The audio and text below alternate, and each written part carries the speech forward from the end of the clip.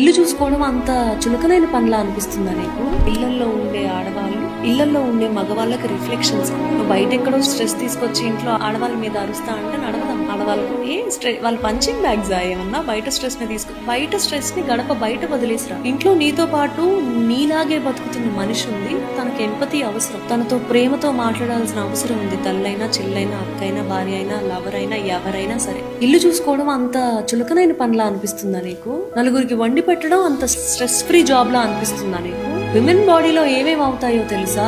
28 day cycle నడుస్తూ ఉంటుంది, ల్యూటిల్ phase ఉంటుంది, ఫాలిక్యులర్ ఫేజ్ ఉంటుంది.